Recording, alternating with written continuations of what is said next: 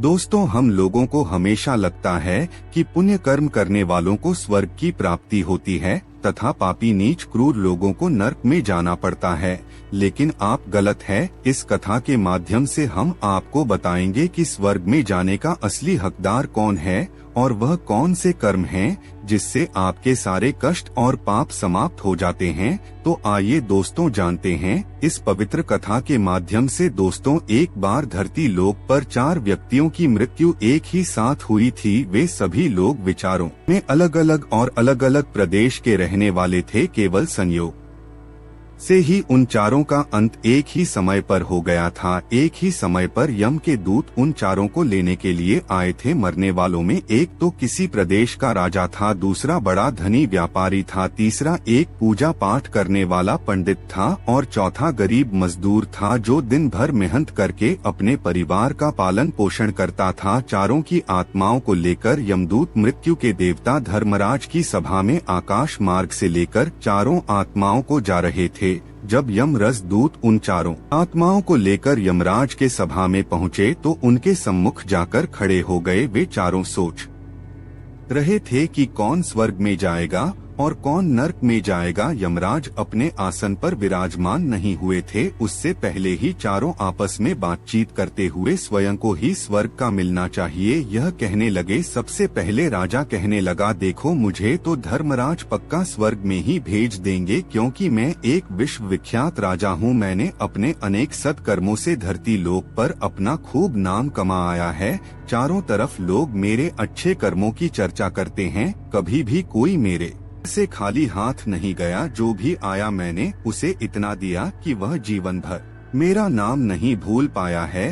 हर तरफ मेरे नाम का यशगान हो रहा है। मेरे द्वारा लुटाए गए दान से लाखों लोगों को खाने को अन्न मिला और रहने को आसरा मिला। इसलिए मेरे कर्मों को देखते हुए धर्मराज मुझे पक्का ही स्वर्ग में भेजेंगे। दोस्तों, राजा की बात सुनकर वह धनी व्यापारी कहने लगा, हे भाई, मैंने तो पृथ्वी लोक रहकर खूब धन कमाया और उस धन से मैंने लाखों लोगों की सहायता की है। मैंने अपनी कमाई का 11वां हिस्सा सदैव दीन दुखियों की सहायता में उपयोग की है। मेरे शुभ कर्मों को देखते हुए धर्मराज मुझे ही स्वर्ग में भेजेंगे और यह बात मैं पहले से ही जानता हूँ। व्यापारी की बात सुनते ही पंडित जी कहने लगे, अरे भाई, क्यों फिजूल की बातें कर रहे हो। स्वर्ग में जाना कोई आसान काम नहीं है। स्वर्ग में जाने के लिए दान के साथ साथ पूजा पाठ करना पड़ता है। इसलिए स्वर्ग में प्रस्थान तो मैं ही करूँगा, क्योंकि मैंने भगवान का खूब पूजा पाठ किया है। पूरा जीवन मेरा पूजा आराधना में बीता है। मेरे शुभ कर्मों के कारण मेरे लिए ही धर्मराज स्वर्ग का दरवाजा खोलेंगे। यह बात मैं अच्छी तरह से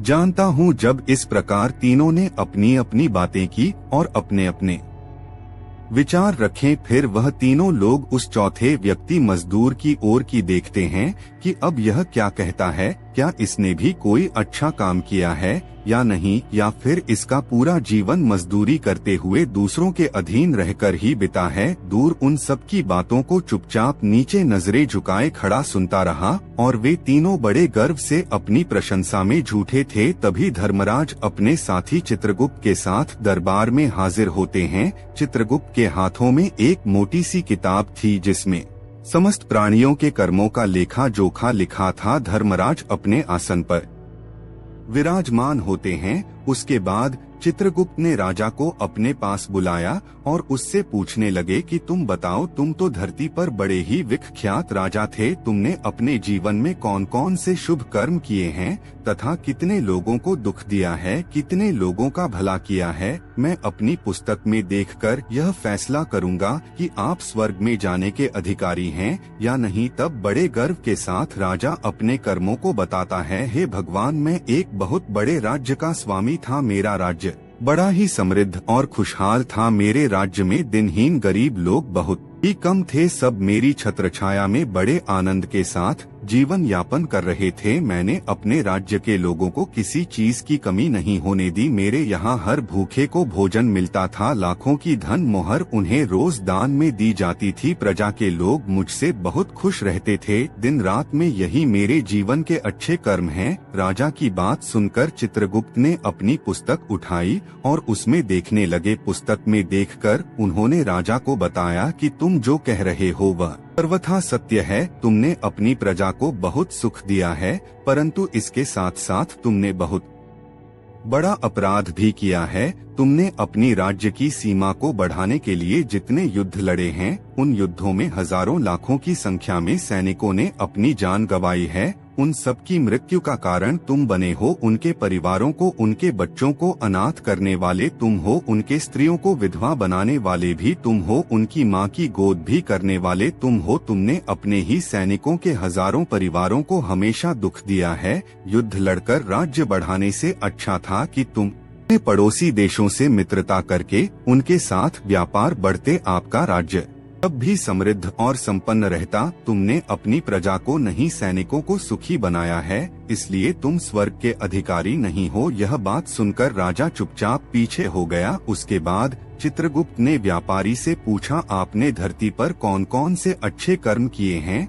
तब व्यापारी कहता है, हे भगवान, मैंने धरती पर जितना धन कमाया उसका 11वां भाग अच्छे कामों में लगाया। लाखों लोगों को भोजन कराया, कई आश्रमों को दान दिया है, कई बेघर लोगों को अपने धन से भरा है, कई शहरों में मंदिरों का निर्माण कराया है, कई जगह पर धर्मशालाएं बनवाई हैं, ये तीर्थ में भंडारे करवाए हैं। यही मेरे जीवन के अच्छे कर्म हैं। व्यापारी की बात सुनने के बाद चित्रगुप्त ने अपनी पुस्तक खोली जिसमें उसके जीवन के सारे अच्छे बुरे कर्म लिखे हुए थे। चित्रगुप्त ने बताया कि देखो, तुम जो कहते हो वह सत्य है। तुमने धरती पर खूब दान धर्म किया है, पर तुम्हारा पाप यह है कि तुमने धरती पर जो दान धर्म किया है वह तुमने उस पैसे से किया है जिसको कमाने के लिए तुमने बहुत झूठ बोला है। तुमने बहुत ठगी की है, कई चीजों में मिलावट करके बेचा है, नकली चीजों को असली के दाम में बेचा है, कितने व्यापारियों को रास्ते से हटाया है।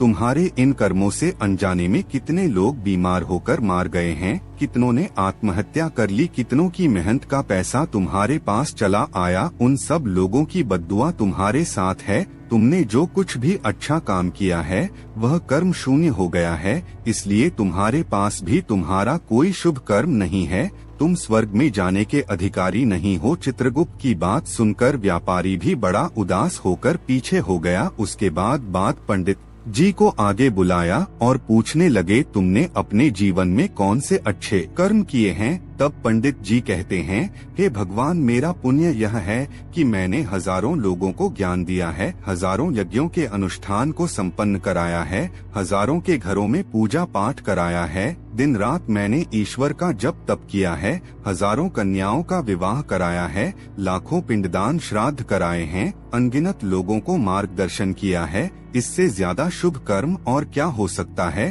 तब चित्रगुप्त अपनी पुस्तक में देखकर बताते हैं, हे पंडित महाराज, आपका कहना सत्य है।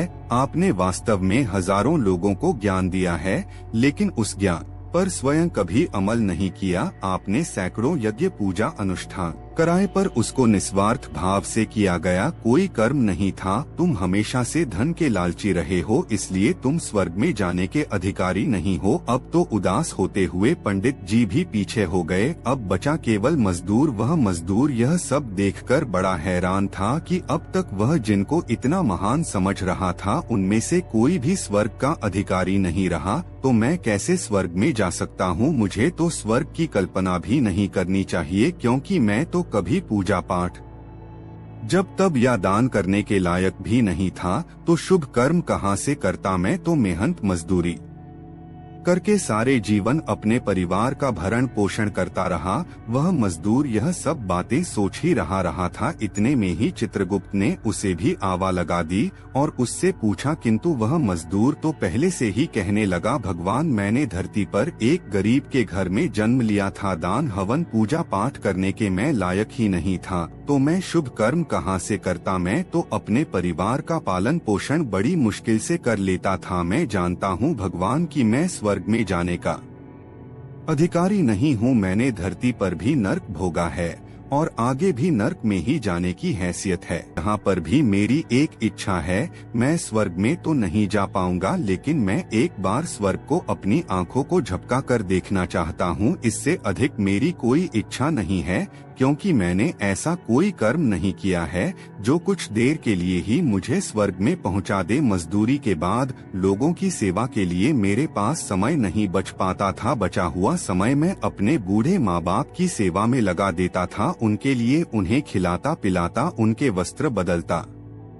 यही मेरी दिनचर्या थी। मुझे तो मंदिर में जाने का भी अवसर नहीं मिलता था। मजदूर की बात सुनकर चित्रगुप्त ने अपनी पुस्तक में देखकर पूछा, हे मानव, तुम ध्यान से सोचकर बताओ कि तुमने कभी तो कोई शुभ कर्म किया होगा। तब मजदूर अपने पूरे जीवन के घटनाक्रम को याद करता है। तब उसे याद आता है कि एक बार उसे बहुत तेज भूख लगी थी। वह रोटी खाने के लिए बैठा ही था, कितने में वहाँ एक बहुत ही कमजोर बीमार कुत्ता टहल हुआ आ गया, जो ठीक से चल भी नहीं पाता था। वह आकर मेरे सामने बैठ गया और मेरी रोटी की ओर गौर से देखने लगा। मैं समझ गया कि वह कुत्ता बहुत भूखा है। मेरे अंदर से आवाज आई कि बेजुबान जानवर को तोड़कर तू अकेला कैसे खा सकता है। मैंने वह रोटी स्वयं ना खाकर उस कुत्ते को खिला दी। उस दिन मैंने पूरे दिन भूखे पेट रहकर ही काम किया था। मजदूर की बात सुनकर चित्रगुप्त मुस्कुराए और उसका हाथ पकड़कर बड़े सम्मान के साथ उसे स्वर्ग में लेकर गए